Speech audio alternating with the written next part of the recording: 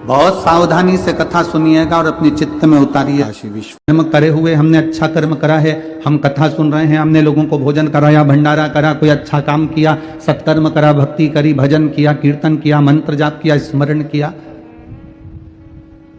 पर हमारा करा हुआ पुण्य भी कभी कभी समाप्त हो जाता। हम कई बार जहां कथा करने जाते हैं वहां पर जो यजमान परिवार होते हैं, कथा करवाते हैं, तो हम उनको कहते भी हैं बड़े भाव से कथा का रस तत्व ग्रहण करना, और जितने भी भक्त आए ये समझना कि भक्त नहीं है, स्वयं मेरे शंकर भगवान के गण कथा सुनने के लिए पहुंचे हैं। इनका आदर करिए, इनका सम्मान करिए, आदर करिए। शादी में मेहमान आते हैं, जिनको आप बुलाते हो वही पहुंचता है। कितना सुंदर कहा है, सोमवार का उद्यापन कर लो, एकादशी का उद्यापन कर लो, संक्रांति का उद्यापन कर लो, अधिक मास का उद्यापन कर लो, छठ का उद्यापन कर लो, तीज का उद्यापन कर लो, चतुर्थी का उद्यापन कर लो, तुम्हारी मर्जी पड़े, जितने व्रत तुम करती हो उसके उद्यापन करो। पर शास्त्र कहता है उस उद्यापन में घर के लोगों को नहीं गिना जाता, उस उद्यापन में सौभाग्यवती माताएं जो तुम्हारे नगर की हों, मोहल्ले की हों, जो तुम्हारे परिवार की नहीं दूसरी हों, उनको उस उद्यापन में गिनो। उसका कारण क्या है कि परिवार वाले तो जिंदगी भर खाते रहते हैं, तुम्हारे यहाँ हर कभी आ जाते हैं, तुम उनको बुला भी लेते हो, खिला भी देते हो, दे भी देते हो। परिवार को दिया दान नहीं कहलाता। जब दूसरी कोई सौभाग्यवती नारी तुम्हारे उद्यापन में भोजन कर जाएगी तब वो दान कहलाए। परिवार में से गिनना है तो बहन बेटी को गिन लो, परिवार में से गिनना है तो भांजी को गिन लो, परिवार में से गिनना है तो कोई भतीजी को गिन लो।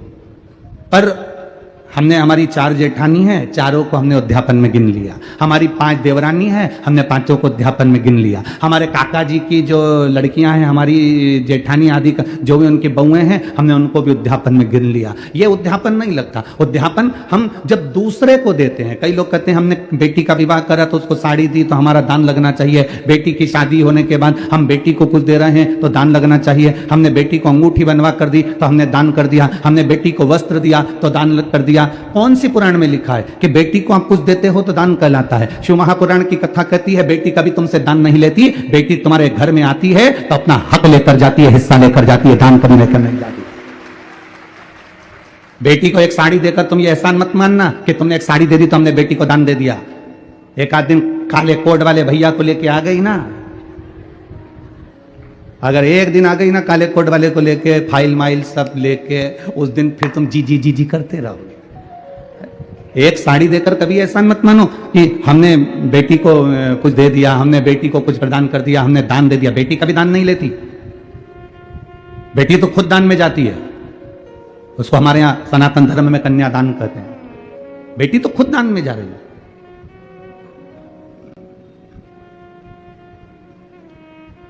हमने बेटी को ये सामान दे दिया, दान कर दिया। शिव महापुराण कहती है ना ना ना, अब दूसरे को दिया गया दान है, दूसरे को प्रदान किया गया पुण्य है। अपने का क्यों नहीं लगता? बहन बेटी हो तो उसको दो, मना नहीं, हम मना नहीं कर रहे। भांजी है तो उसको दो, मना नहीं कर रहे।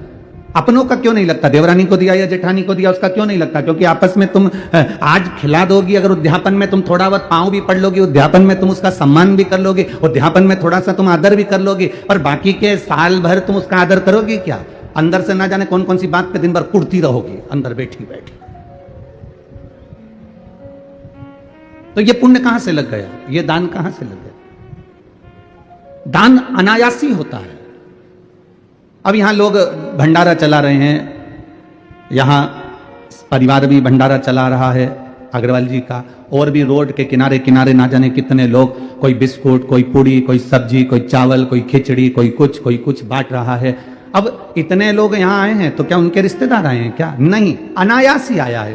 कोई ये पहचानते नहीं है तो भी यहाँ पहुँच गया है, और उसका उन्होंने आदर किया है, सम्मान किया है, सत्कार किया है। और वो सत्कार का फल ये मिलेगा कि वो खुद 3 महीने में अंदाजा लगा कर बैठ जाएंगे कि हमने दूसरे को खिलाया तो बाबा ने हमको दिया कितना है। ये उसके ऊपर आधार।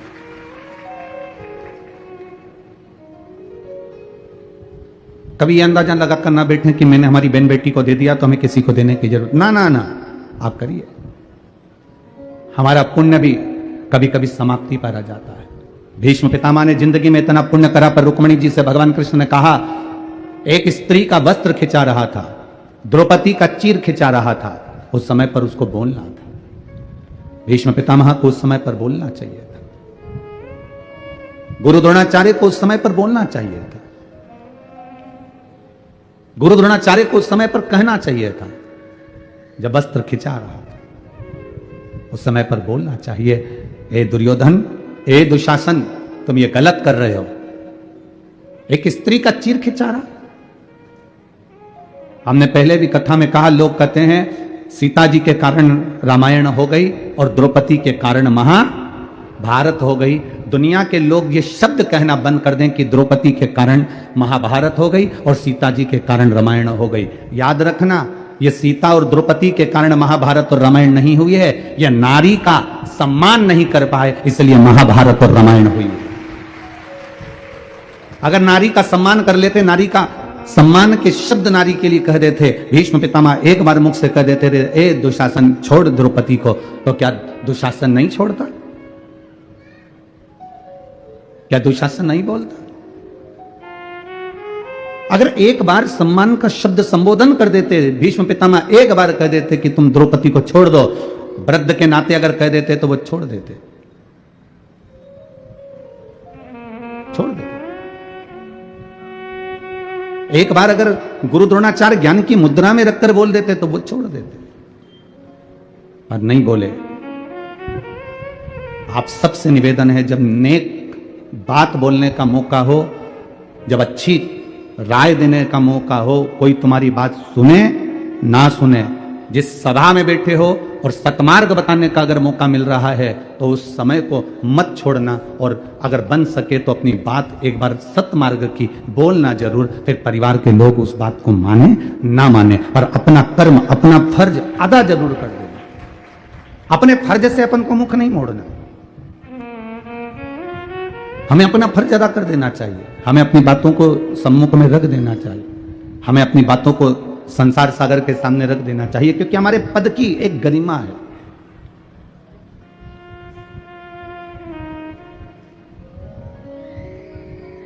किस जगह पर आप बैठे हुए हो, किस स्थान पर आप बैठे हुए हो, उसकी एक गरिमा है। बहुत ध्यान देना, पाप कराने का काम इस पेट का होता है। पेट क्या कराता है? झूठ बुलवाता है, पाप कराएगा। पेट क्या कराएगा? भूख लगी है तो लोभ भी करवाएगा, आसक्तियां भी आएंगी, तृष्णा भी आएगी, वासना भी आएगी। पेट का काम है। पेट पाप करवाता है, पर पेट पाप करवा देता है, पर पेट कभी पाप का प्रायश्चित नहीं करता। पेट पाप करवाता है और ये जो पीठ है ये हमेशा प्रायश्चित करती है, बोझा ढोती है उस पाप का, और मेहनत कर कर इस शरीर को पार लगाती है। पेट में और पीठ में अंतर ही यही है। पेट पाप कराने का कार्य करता है, पेट हमको पाप की ओर लेकर जाता है। थोड़ा सा लोभ बढ़ता गया, बढ़ता गया, बढ़ता गया, थोड़ा महंगाई बढ़ी तो और वस्तुओं की महंगाई बढ़ा दी। 1 रुपए की चीज 4 रुपए में, 4 रुपए की 8 रुपए में, 8 रुपए की 10 रुपए में, 10 रुपए की 20 रुपए में, बढ़ती चली गई, बढ़ती चली गई, बढ़ती चली गई। हमने उसका अधिक फल पा लिया, पर भोगना तो पीठ को पड़ा है। रखिए, ननंद हो, ननंद की मर्यादा रखिए, भाभी हो, भाभी की मर्यादा रखिए, भाई हो, भाई की मर्यादा रखिए।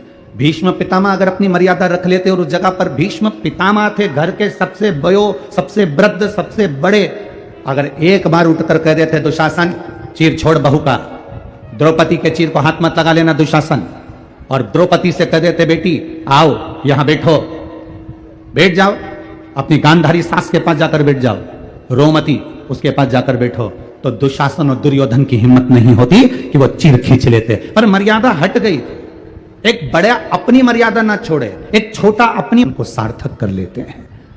ड्राइवर की सीट पर किसी को गाड़ी चलाना नहीं आती, बस का ड्राइवर बस लेकर आया, चाय पीने के लिए नीचे उतर गया, उसकी सीट पर कोई दूसरा चढ़कर बैठ गया, किसी को नहीं मालूम कि यह ड्राइवर है कि नहीं, वही वहां से निकल कर जा रहा था और उसने कह दिया, ड्राइवर साहब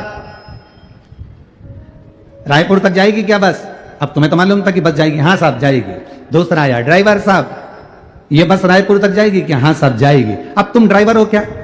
जम के तो बोलो, नहीं हो ना। ड्राइवर की सीट पर जो बैठा है वो ड्राइवर नहीं है, पर वो चाय पीने ड्राइवर गया और ये उसकी सीट पर बैठ गया तो लोगों को क्या मालूम कि ये ड्राइवर है कि नहीं, परंतु सब ने कहा ड्राइवर साहब ड्राइवर साहब ड्राइवर साहब ड्राइवर साहब। सब गाड़ी में बैठ गए। मालूम पड़ा जब तो ये तो ड्राइवर था ही नहीं है, ये तो नीचे उतर गया। ड्राइवर चाय पी के आया, गाड़ी में बैठा, ड्राइवर की सीट पर बैठा और उसने गाड़ी चलाना प्रारंभ करी। अर्थात ड्राइवर की सीट पर जो बैठा वो ड्राइवर कहला गया। ड्राइवर की सीट पर जो बैठा लोगों ने उसको ड्राइवर कह दिया। जो रोज रोज मंदिर में जाकर बैठता है, रोज रोज सत्संग में जाकर बैठता है, रोज रोज भगवान की कथा में जाकर बैठता है, उसको लोग कुछ भी कहते हो, पर धीरे धीरे लोग कहने लगते हैं ये तो कहीं का भक्त है रे। 24 घंटे मंदिर में पड़ा रहता है, 24 घंटे भगवान की भक्ति में रमा रहता है, 24 घंटे इसके पास कोई काम नहीं है। जहां भजन होता है वहां जाकर बैठ जाती है, जहां कीर्तन होता है वहां जाकर पहुंच जाती है। लोग उसका नाम बदल देते हैं, उसका नाम सुनीता नीता गीता पिता कुछ भी हो, उससे कोई मतलब नहीं। उनके लोग कह देते हैं वो जीजी को बुला लो, भजन वाली बहुत अच्छा भजन गाती है, भक्ति इतनी अच्छी है, वो तो पूरी भक्तन बन गई रे शंकर जी की। अब लोग उसका नाम चेंज कर दिया क्योंकि भजन में बैठती है, भगवान के पास बैठती है, भगवान के करीब में रहती है, भजन में डूबी रहती है, इसलिए उसका नाम वहां बैठ बैठ के भक्त हो जाता है। जो सत्संग में जाकर बैठता है उसको लोग संत कहने लगते हैं। कई बार तुम कथा सुन सुन कर जाओ और अपने घर पर जाकर ज्यादा ज्ञान देने लगते हो ना छोटी छोटी बात के लिए, तो ही लोग कह देते हैं हमारी अम्मा आ गई है, बहुत बड़ी संत है। सियोर वाला महाराज की कथा सुन सुन के पूरी संत बन गई है, तो संत। और प्रेम जब अनंत हो गया, रोम रोम संत हो गया अपने आप। अब तुम चलो यहां बैठे थे, कथा में बैठे, भक्त कहलाए, संत कहलाए, मंदिर गए तो लोग पुजारी जी समझ लिए। मंदिर में रोज रोज पोछा लगाओगे तो दूसरे आके समझेंगे काम वाली है। बोलो सही है कि गलत है? कि मंदिर में नौकरी करती होगी, पर तुम्हें मालूम है कि मैं नौकरी किसी की नहीं कर रही, मैं तो नौकरी मेरे देवाधिदेव महादेव की कर रही हूं, उसके सिवाय किसी की नहीं कर रही। मां तुम्हें नौकर समझे। स्थान जिस जगह पर तुम बैठ रहे हो उसकी कीमत देखिए कितनी है। अब चलो तुम जाके मदिरा की दुकान पर, दारू की दुकान पर जो नी भी पीता मत पिए, पर मदिरा की दुकान पर जरा रोज जाके शाम के टाइम खड़ा हो जाए, मत पिए। पर लोग क्या कहेंगे? राम सिंह का छोरा, वो नाथुराम की औलाद, वो उसका भाई पक्का बेहुड़ा, 4 बजते नहीं और दुकान पे उसकी भक्ति में जाकर खड़े भी हो गए। भले हमने कथा सुनी ना सुनी, हमने भजन किया ना किया, हमने दान किया ना किया, हमने पुण्य किया ना किया, हमने संकीर्तन किया ना किया, हमने शंकर जी के मंदिर में 1 लोटा जल चढ़ाया ना चढ़ाया, पर हम रोज अगर भगवान की कथा में जा रहे हैं, रोज भजन कर रहे हैं, रोज कीर्तन कर रहे हैं, रोज मंत्र जाप कर रहे हैं, रोज मंदिर जा रहे हैं, तो हमारा भी नाम उसकी लिस्ट में जरूर आ जाता है। भले हमने पुण्य करा कि ना करा, पुण्य की लिस्ट में आ जाता है। एक नहीं पीता और दारू की दुकान पर खड़ा है तो उसका नाम आ गया।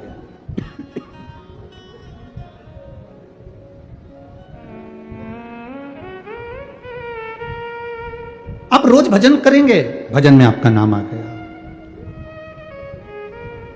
कल कथा चल रही थी नंदनार की, बधुआ मजदूर है, और ऐसा बधुआ मजदूर जिसका सेठ 4 घंटे छुट्टी देता था और 20 घंटे काम कराता था। बधुआ मजदूर है, बधुआ मजदूर इतना काम कराता था कि कभी छुट्टी नहीं देता था। एक दिन उस नंदनार के हृदय में एक बात आ गई और उसको 25 किलोमीटर दूर जो तिरुंगपुर मंदिर है, तिरुपुंगुर के उस शिव जी के मंदिर में दर्शन करने जाना है। उसने अपने सेठ जी से कहा, सेठ जी मुझे तिरुपुंगुर जाकर महादेव का दर्शन करना है। सेठ जी ने कहा कभी तेरे घर में तेरी माताजी मर जाती है, कभी तेरे घर में तेरे पिताजी मर जाते हैं, कभी तेरे घर में शादी आ जाती है, कभी तेरे घर में काम आ जाता है, कभी तेरे घर में फंक्शन आ जाता है। जब देखो जब छुट्टी मारकर चला जाता है, कोई छुट्टी नहीं मिलेगी। काम करो, शंकर जी के पास जाने की जरूरत नहीं है। तुम शिव जी के मंदिर चले जाओगे तो क्या शंकर जी तुम्हारा काम कर लेंगे? चलो काम करो अपने। नंदनार सेठ जी के घर में बधुआ मजदूर था। बधुआ मजदूर का मतलब है कि बिक चुका था, बिक गया।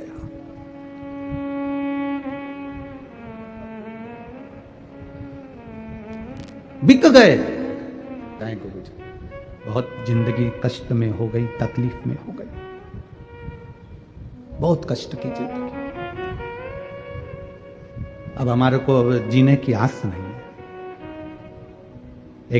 एक माँ, अभी अलवर की कथा की बात है। अलवर में राजस्थान में जब कथा थी तो एक माँ आई और उसने कहा, गुरुजी अब मेरा 3rd स्टेज का कैंसर हो गया और मेरे को चेस्ट का कैंसर है, स्तन कैंसर है, 3rd स्टेज पर है। डॉक्टर ने जवाब दे दिया है, कीमो पूरे हो गए हैं, पर डॉक्टर कह रहा है कि कीमो होने के बाद वापस कैंसर उपज गया। सिर के पूरे बाल उस महिला के कीमो के कारण चले गए। अब उसने पूछा, हम लोग अधिक मास सावन के महीने में अनुष्ठान ज़्यादा रहते हैं, पूजन ज़्यादा रहती है, तो 3-4 दिन तो हम किसी से मिलते नहीं, यजमान परिवार से भी नहीं मिलते, ये नियम है हमारा। 4 दिन के बाद चाहे यजमान परिवार हो, पत्रकार बंधु हो, जब तक अधिक मास सावन में थोड़ा हम भी अपनी पूजन पाठ करते हैं तो नहीं मिलना होता। 4 दिन के बाद में जब मिलना हुआ, वो रोज पत्र भेजी, आखिरी में 4 दिन निकले, 5वें दिन वो आई। अब आप बताइए, मेरा 3rd स्टेज का कैंसर और कैंसर वापिस उपज गया, कीमो चल रहे हैं, पट्टा बांधी थी सिर पे, कपड़ा, बाल नहीं थे, भुकुटियों के बाल भी उड़ गए थे। अब मेरे लिए आज्ञा कर दो, अब मुझे करना क्या चाहिए?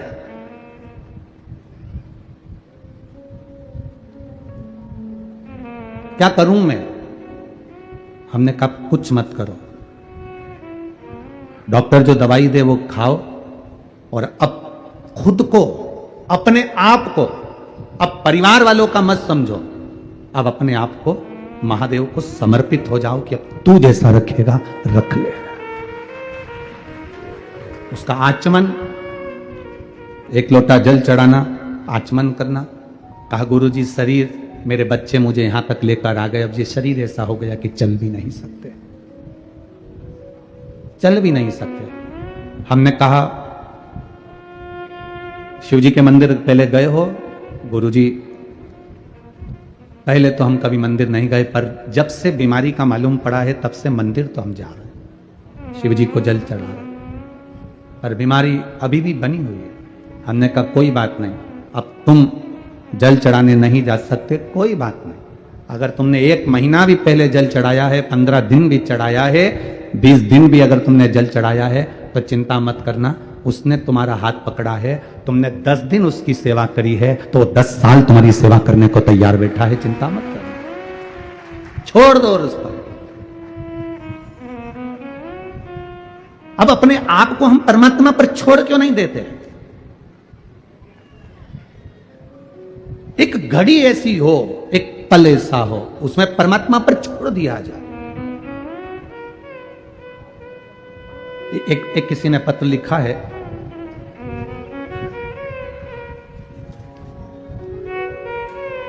राज यादव, रायनगर, कन्हान, जिला नागपुर, महाराष्ट्र, कहीं बैठे हो तो हाथ हिला सकते हैं। राज यादव दिख गए क्या? कहीं बैठे हैं? जहां बैठे हैं उधर दिख गए? हाँ ठीक है, हाथ हिला दो। राज यादव, राज यादव, रायनगर, कन्हान, जिला नागपुर, वहां की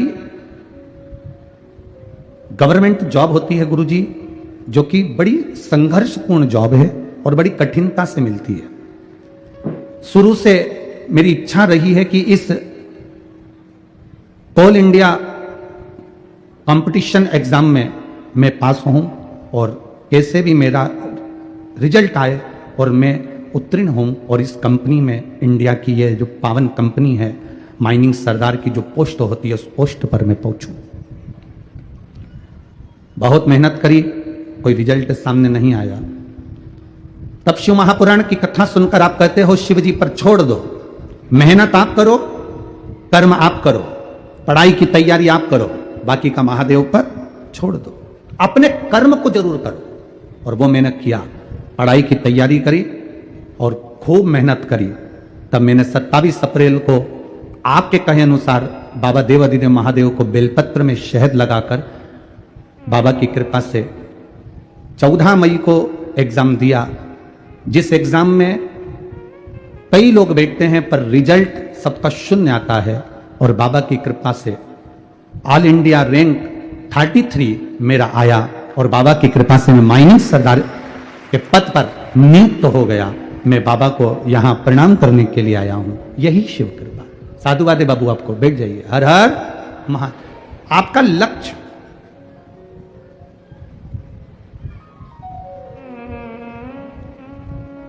जब आप अपना संपूर्ण जीवन परमात्मा की ओर छोड़ देते हो, जब आपका संपूर्ण जीवन भगवान को दे देते हो, फिर आपको नहीं सोचना पड़ता। उस मां ने कहा कि मेरे को करना क्या है। हम कह दें कि तुम एक काम करो कि घर में रहो, वो कहती है मैं करूं क्या, मैं जा नहीं सकती, मैं मंदिर जा नहीं पाती, इस अवस्था में 3rd स्टेज के कैंसर में पलंग पर पड़ी रहती हूं, उठ नहीं पाती, मैं करूं क्या। तब उसको याद करो जिसको तुमने एक लोटा जल चढ़ाया है, जिसको तुमने जल समर्पित करा है, तुम उसको स्मरण करो। घर से मैसेज आया कि हमारी माता जी की तबीयत कम से कम 75% ठीक हो गई है, इसलिए बाबा की ये कथा का छोड़ दो उसको। एक बहन ने पत्र लिखा है, उसको भी कैंसर जैसा। मीना यादव,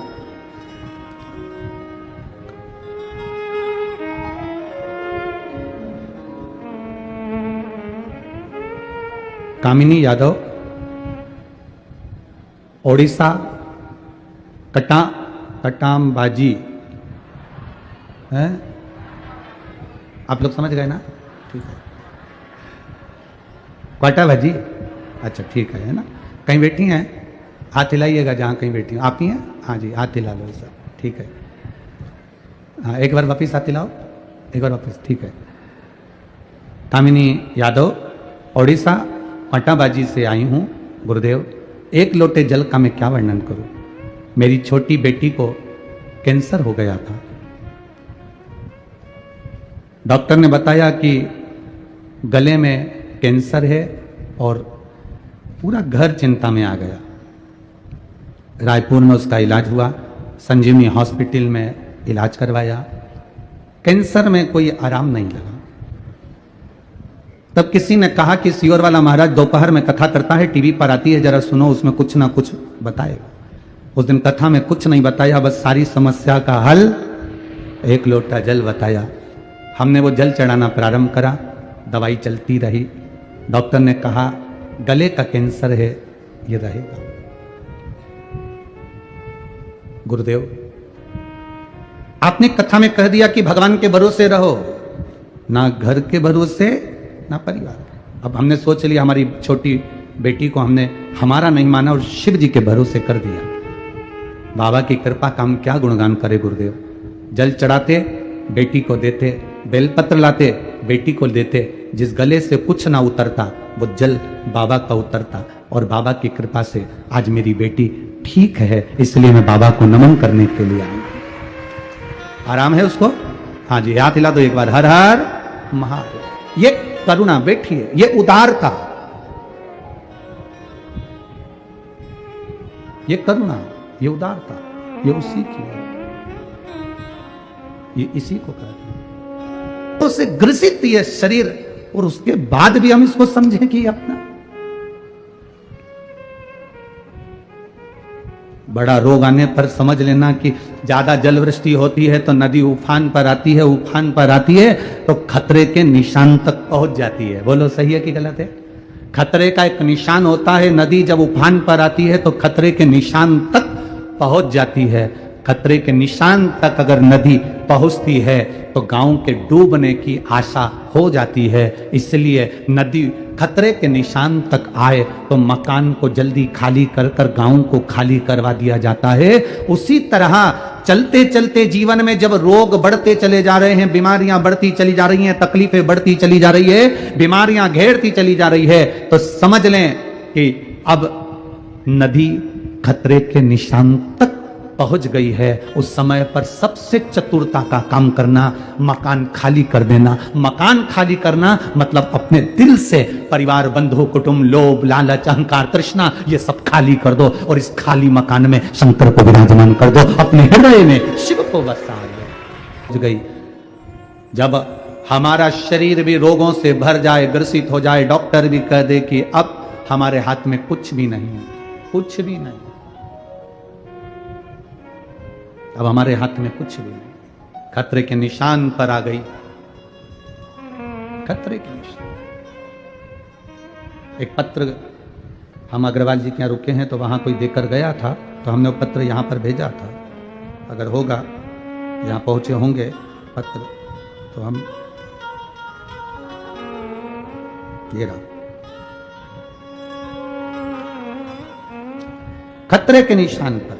देखिए, श्रीमती कुमारी देवांगन, पति श्री जीवन रमन देवांगन, बेटा सोनू देवांगन, नगर खरोरा, ठीक है। मोबाइल नंबर ये, कहीं बैठे हैं, कहीं बैठे हो तो हाथ हिला सकते हैं अगर कहीं बैठे हो।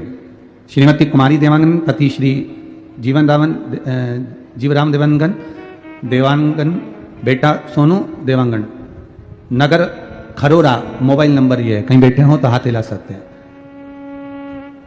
महाराज जी, मैं तिल्दा से लगे खरोरा की रहने वाली हूं। आज तक मैं सुनती थी कि शंकर की कथा सुनने वाले को कांटा भी नहीं लगता है, ये मैंने केवल सुना था, आज तक मैंने ये कभी देखा नहीं था। लोग कहते हैं शिव महापुराण की कथा में एक बार दिल तो लगाओ, बाबा उसका नजारा जरूर दिखाता है। बस सुनती थी, ऐसा सुना था, पर कभी मैंने टीवी पर भी नहीं देखा। लोगों के कहने पर मैंने 2 महीने पहले शिव जी की कथा टीवी पर सुनना प्रारंभ करी और इतना विश्वास जागृत हो गया कि अब शंकर जी जो करेंगे वो करेंगे। सब कुछ ठीक चल रहा था।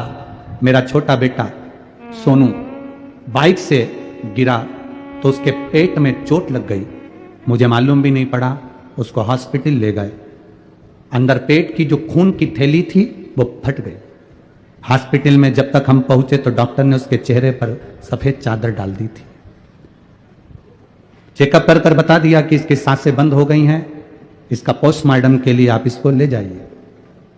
पोस्टमार्टम का कागज पर सिग्नेचर करवा लिया। गुरुदेव, मेरा रो रो कर बुरा हाल हो गया। शंकर जी से कहा कि दुनिया के लोग कहते थे कि तेरी कथा टीवी पर भी सुन लेना कोई, तो तू वहां बैठे बैठे भी कल्याण कर देता है। माना मैंने जिंदगी भर शिव मंदिर नहीं गई, पर 2 महीने तो गई हूं ना, उस 2 महीने का तू मुझे फल नहीं देगा। मेरा बेटा मर गया है, उसका पोस्टमार्टम होने जा रहा है, बाबा कुछ करुणा करो ना। गुरुदेव, बस बेटे का पांव पकड़कर मैंने खींचा था और डॉक्टर ने देखा कि बेटे की सांस चल गई और उसकी सांस वापस आई। उसका ऑपरेशन हुआ, खतरे के निशान से बाहर हुआ, 22 दिन हॉस्पिटल में रहा और आज मेरा बेटा मेरे घर में आया और मेरा बेटा आज पंडाल में भी आया है। मैं नमन करने आया। ये शिव। सफेद कपड़ा डाल दिया गया, पोस्टमार्टम के कागज पर सिग्नेचर हो गए, पोस्टमार्टम की तैयारी हो गई। खतरे के निशान पर नदी पहुंच गई, खतरे के निशान। गांव खाली कर दीजिए, सरकार कहती है आसपास के गांव खाली करवा दो। हम कहते हैं जब बहुत विषम परिस्थिति में पड़ गए, डॉक्टर अपना काम करे। आपने अगर जिंदगी में टीवी पर, मोबाइल पर, पंडाल में कहीं बैठकर भी शिव महापुराण की कथा सुनी है और 1 लोटा जल देवादिदेव महादेव को चढ़ा रहे हो, तुम्हारा वो चढ़ाया जल कब काम आएगा तुम भी नहीं समझ पाओगे, किस जगह पर काम आ जाएगा वो। दुनिया के लोग कहते हैं कोई ऐसा बाबा मिले जो चमत्कार कर दे। हमारे पास में वो नहीं है कि हम चमत्कार कर दें, पर इतना जरूर जानते हैं कि भोले का अगर नाम लिया है तो वो सब कुछ कर सकता है। हमारे पास में कोई ऐसी विद्या नहीं है कि हम आपको कोई चमत्कार करके दिखा दें। हमारे पास में ऐसी कोई विद्या नहीं कि हम आपको कुछ ऐसा जादू कर कर चमत्कार कर कर आपको दिखा दें। बस इतना जरूर कर सकते हैं कि आपके मुख से श्री शिवाय नमस्तुभ्यम और आपसे इतना निवेदन कर सकते हैं कि आपकी दुख की घड़ी में कोई चमत्कार काम नहीं आएगा। तुम्हारा चढ़ाया गया एक लोटा जल तुम्हारी समस्या का समाधान कर कर चला जाएगा। हमारे पास नहीं है इतना। बोल बम का नारा है बाबा एक साथ। हमारे पास में नहीं है, कुछ भी नहीं, कुछ नहीं। ना हमको ये तुम्हारी ये कुंडली देखना आती है, ना हमको तुम्हारा भाग्य देखना आता है, क्योंकि हमको हमारा ही भाग्य नहीं मालूम है। हमको ही नहीं मालूम कि सवेरे हमको भोजन में गिलकी की सब्जी आएगी कि लौकी की आएगी। तो हम तुम्हारे से क्या वर्णन करें? हमको ही नहीं मालूम कि हम क्या भोजन करेंगे, हम किसका भाग्य देंगे। एक कदम बाद जिंदगी में कौन सा मोड़ आ जाएगा ये किसको मालूम है? किसी को नहीं मालूम। भजन से, भगवान की अविरल भक्ति से सब कुछ हो सकता है, सब कुछ। आपका विश्वास एक वो कहते ना, किसी से दिल लग जाने को मोहब्बत नहीं कहते। किसी से दिल लग जाने से मोहब्बत नहीं कहते। मोहब्बत कहते किसको हैं? किसी के बिना दिल ना लगे उसी को मोहब्बत कहा जाता है। मेरे शिव के बिना, जिस दिन तुम रोज मंदिर जा रहे हो, रोज भगवान का गुणगान कर रहे हो, रोज शिव महापुराण की कथा श्रवण कर रहे हो, रोज भगवान की भक्ति कर रहे हो, एक दिन टीवी पर कथा ना आए, अचानक लाइट चली जाए, मोबाइल का नेटवर्क चला जाए और तुम कथा सुन रहे थे और इतने में नेटवर्क चले गया, इतने में लाइट चली गई, इतने में तुम कथा पानी गिर गया और तुमको विघ्न आ गया और तुम कथा ना सुन पाए। बस तुम्हारी जो बेचैनी है, तुम्हारे अंदर की जो बेचैनी है कथा सुनने की, तुम्हारे अंदर की जो बेचैनी है मंदिर जाने की, आज ना जाने मेरे घर में मेहमान आ गए, ये हो गया वो हो गया, मंदिर नहीं जा पाई, बार बार बेचैनी हो रही है, मंदिर नहीं जा पाई, कथा में नहीं जा पाई, आज टीवी पर कथा आई, इतनी काम में उलझ गई कि मैं 2 बजे कथा ना सुन पाई। ये अंदर की जो बेचैनी है, ये जो अंदर की बेचैनी हमारे अंदर जागृत हो रही है महाराज, यही किसी से दिल लगा लेना मोहब्बत नहीं है।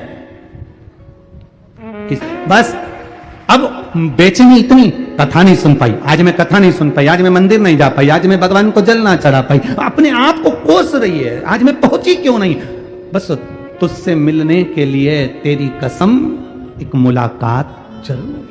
रोज प्रतिदिन जिसके दरवाजे जाती हूं, रोज प्रतिदिन जिससे मैं मिलने जाती हूं, रोज प्रतिदिन जिसका मैं भजन करती हूं, उस परमात्मा का आज मुझे दीदार क्यों नहीं हुआ? आज मैं शिव के मंदिर जाकर एक लोटा जल क्यों ना चढ़ा पाई? आज मैं कथा में क्यों ना पहुंच पाई? आज मैंने टीवी क्यों ना चालू कर पाई? आज मेरा नेटवर्क क्यों खत्म हो गया? आज मेरा बैलेंस कैसे खत्म हो गया? मैं भगवान की कथा क्यों नहीं सुन पा रही हूं? आज कारण क्या है? बस ये बेचैनी तुम्हारी नहीं है। तुम्हें लगता है कि मैं भगवान के लिए इतना तड़प रही हूं, ये बेचैनी तुम्हारी नहीं है, वो परमात्मा तुम्हारे लिए तड़पता है तो अंदर से तड़पन उत्पन्न होती है।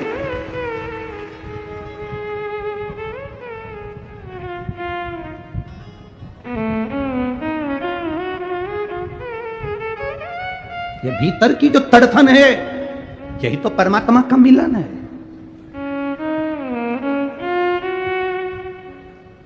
उद्धव जी ने गोपियों से पूछा था, क्यों गोपियों तुम रोती हो भगवान कृष्ण के लिए? एक जगह कहीं प्रवचन चल रहा था, उसमें महाराज जी कथा में कह रहे थे, गोपियां भगवान के वियोग में खूब रोई, खूब रोई, खूब रोई। श्रीमद् वल्लभाचार्य जी ने सुबोधनी श्रीमद् भागवत में वर्णन किया। श्रीमद् वल्लभाचार्य जी ने सुबोधनी श्रीमद् भागवत में वर्णन करा कि उद्धव जी भगवान का संदेश लेकर जब ब्रज में पहुंचे तो उन्होंने गोपियों से पूछा, क्या तुम भगवान की याद में रोती हो? गोपियां मुस्कुरा कर कहती हैं, नहीं, हम रोते नहीं हैं।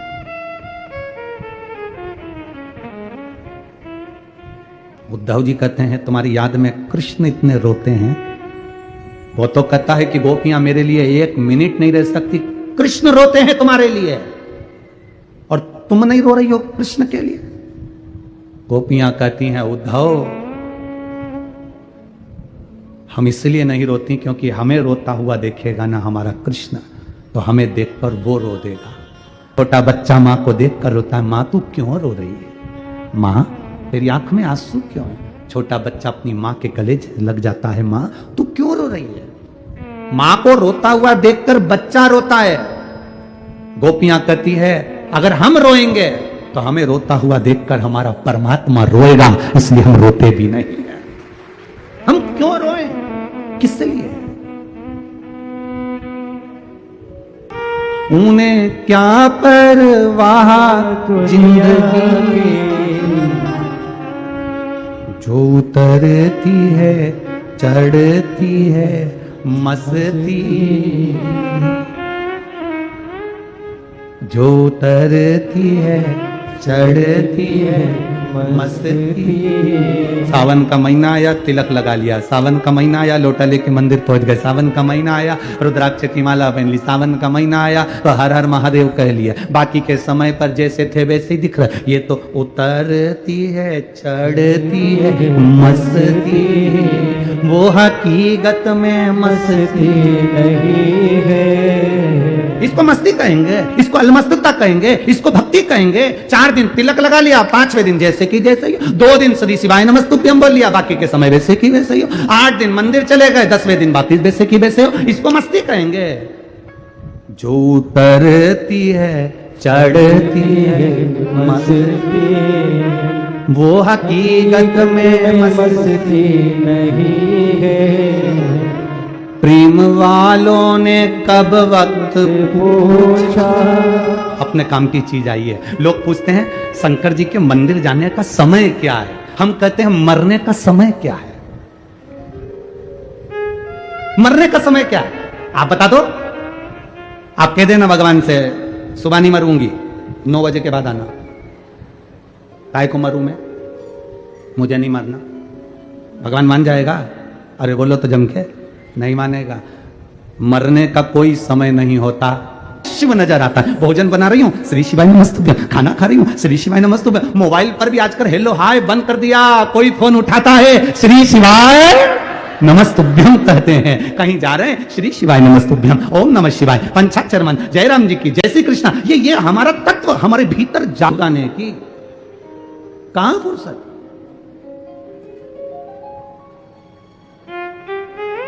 त्रिजटा विभीषण की लड़की, विभीषण की धर्मपत्नी शर्मा, उसकी पुत्री त्रिजटा, शंकर की उपासक त्रिजटा। अपने पिता से पूछा था त्रिजटा ने, विभीषण से पूछा था त्रिजटा ने, पिताजी भगवान की अविरल भक्ति कैसे मिल सकती है। त्रिजटा से कह दिया था विभीषण ने, शंकर की आराधना करा कर, शिव की स्तुति करा कर, शंकर के मंदिर जाया कर, शिव को 1 लोटा जल चढ़ाया कर। त्रिजटा ने भगवान शंकर की आराधना करना प्रारंभ कर। एक दिन त्रिजटा भगवान शिव की भक्ति में डूबी हुई थी और देवादिदेव महादेव अलमस्त होकर त्रिजटा के सामने प्रसन्न होकर आ गए। त्रिजटा को देखा, शिव ने बच्चे का रूप धारण करा, त्रिजटा के सामने पहुंच गए। त्रिजटा क्या कर रही हो? त्रिजटा कहती है मैं शंकर भगवान का श्रृंगार कर रही हूं। त्रिजटा से देवादिदेव महादेव बाल्य अवस्था का रूप धरकर पूछ लिए इस शिव की आराधना से मिलता क्या है। त्रिजटा कहती है पता नहीं क्या मिलता है, पर मेरे पिताजी ने कहा सब कुछ इन्हीं से मिलता है, सब कुछ इन्हीं से मिलता है। हाँ कुछ चाहिए तेरे को? नहीं, मुझे तो केवल एक कहानी सुनना है। जब भी शंकर जी मिलेंगे ना तो उनसे कहानी सुनूंगी।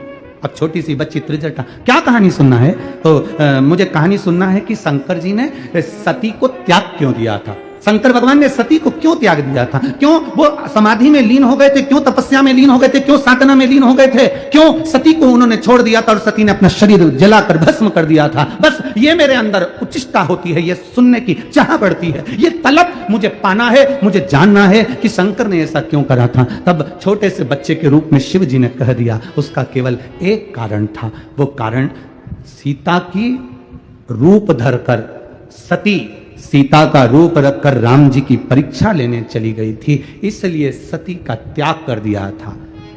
सीता का त्याग, सीता की सीता का रूप रखा था। हाँ, कौन सीता? राम जी की धर्मपत्नी। कौन राम? भगवान नारायण का स्वरूप। अच्छा, मेरी धर्मपत्नी सती जान नहीं पाई कि सीता कौन है, राम कौन है? परीक्षा में ली। अच्छा, परीक्षा में ली? हाँ। सुन ली कथा? हाँ।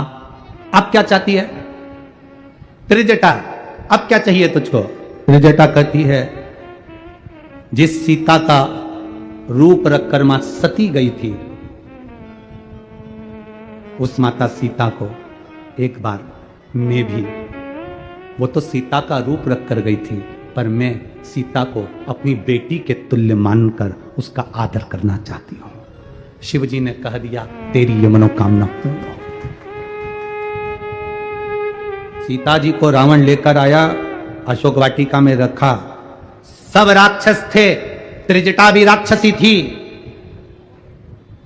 जब सबसे बड़ा कार्यभार त्रिजटा को दिया गया था कि सीता को समझाओ, और त्रिजटा को जानकी जी हमेशा मां कहती थी।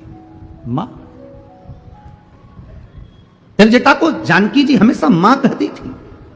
त्रिजटा की भाग्य की सराहना क्या करी जाए, जो त्रिजटा को शंकर भगवान बाल्य अवस्था में बालक का रूप रखकर दर्शन दिए थे, वो त्रिजटा एक दिन पहले सीता जी से कहती है, मुझे सपना आया था और सपना में मैंने देखा कि एक बानर आया, उसने पूरी लंका में आग लगा दी और उसने तुमको कुछ गिफ्ट दिया। ये त्रिजटा कह रही है, मेरे सपने में एक बानर दिखा था। ये आप लोग कथा में सुने होंगे, मुझे बानर दिखा था। आखिर त्रिजटा को ऐसा सपना कैसे आ सकता है? उसका कारण केवल एक है, सपने में बानर नहीं। बानर कौन था? हनुमान। हनुमान कौन था? शंकर। शंकर का एक स्वरूप।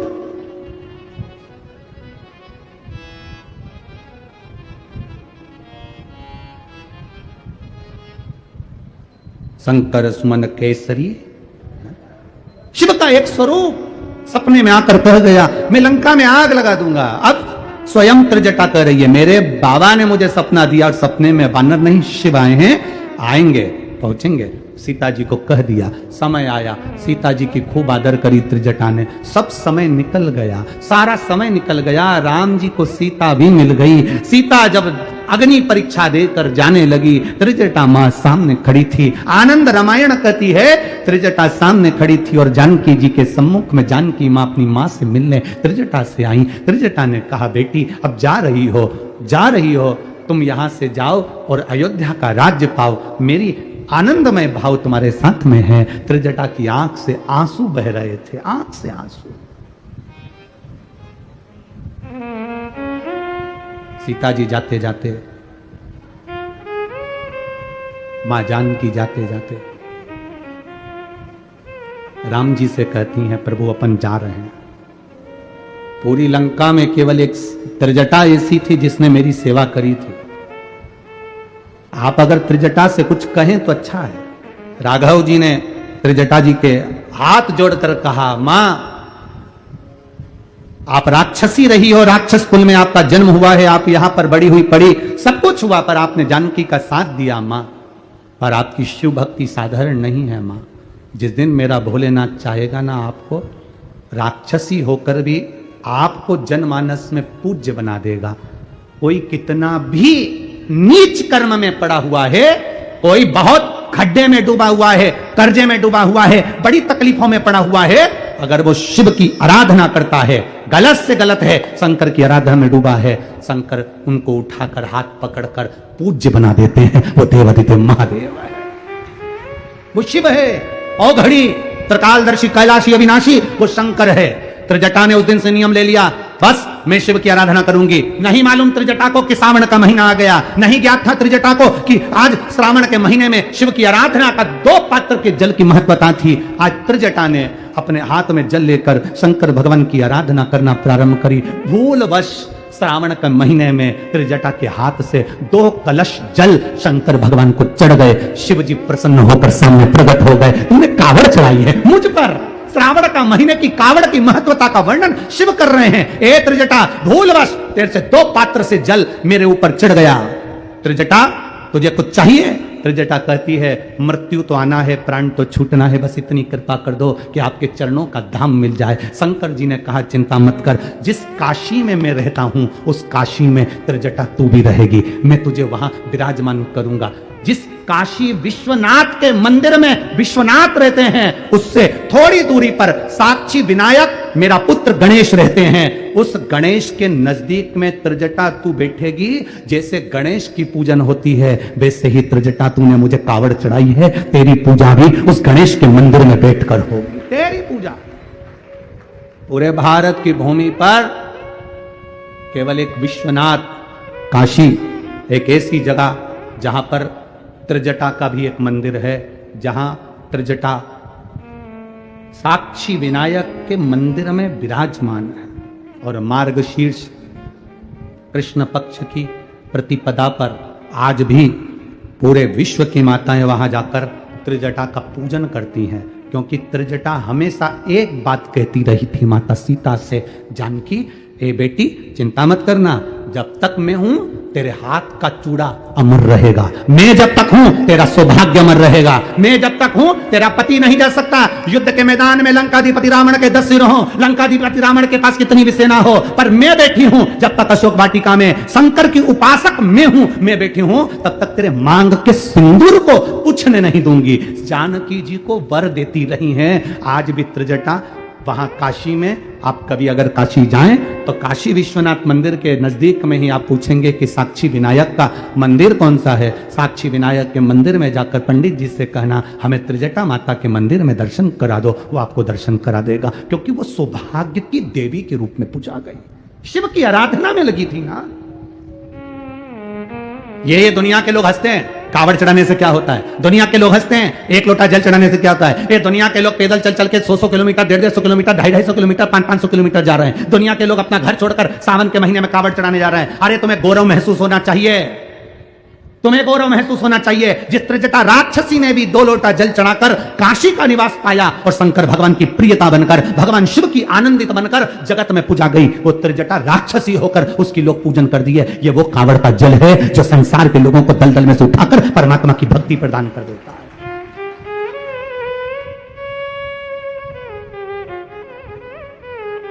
केवल ये अभी 16 अगस्त को सीहोर की जो अमावस्या और अधिक मास की अमावस्या और ये सावन के मिलन की जो कावड़ है 16 अगस्त को सुबह 9 बजे सीहोर में, कोई हमने केवल एक दिखावे के लिए नहीं रखी है। ये बाबा का जो कावड़ सीवन नदी से सुबह 9 बजे भरा कर 11 किलोमीटर चलना है, सहजता नहीं है। लोग बोलते बोलते बोल बम का नारा है, बाबा एक सहारा है, चले जाएंगे, बाबा को चढ़ा देंगे। और एक निवेदन करूंगा, जितने लोग सीहोर पहुंचे उस कावड़ को भरने के लिए, उनसे कहूंगा आपके जितने विरोधी हों उनको भी लिखवा कराना कि मैंने 16 अगस्त की कावड़ भरी है। उसके बाद साल भर में बाबा तुम्हारा भंडार नहीं भरता तो हमें जरूर बताना कि भरा कि नहीं भरा। यह कावड़ की मूलता है।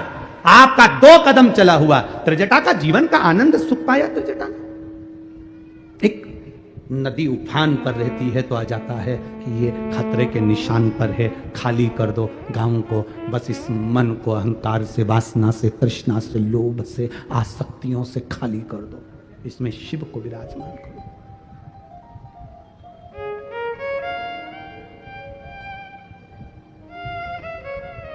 भगवान के जितने करीब रह सकते हैं हम उतने करीब रहे। बोलने वाले बहुत बोलेंगे।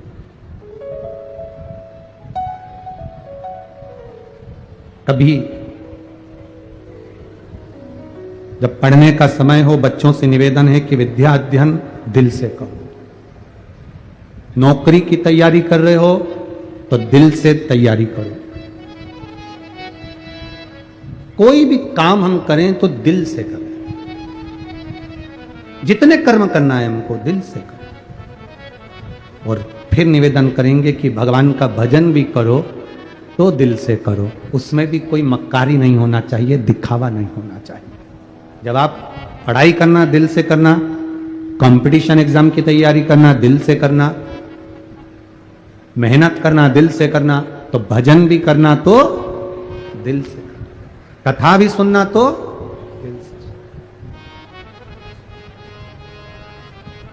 अविरल भक्ति को अपने भीतर उतारो।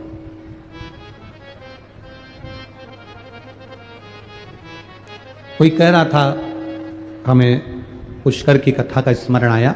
पुष्कर जी में एक भाई कह रहे थे, गुरु जी में तुमने गीता जी 25 बार पढ़ी, हनुमान चालीसा 50 बार पढ़ी, राम रक्षा स्तोत्र 100 बार पढ़ा, शिव चालीसा 50 बार पढ़ी। हम मानते हैं तुमने गीता जी 25 बार पढ़ी, पर हमारा निवेदन केवल इतना है, 25 बार गीता पढ़ने से ज्यादा जरूरी है गीता के 25 बातों को अपनी जिंदगी में उतार लेना, उससे हमारा जीवन का कल्याण है।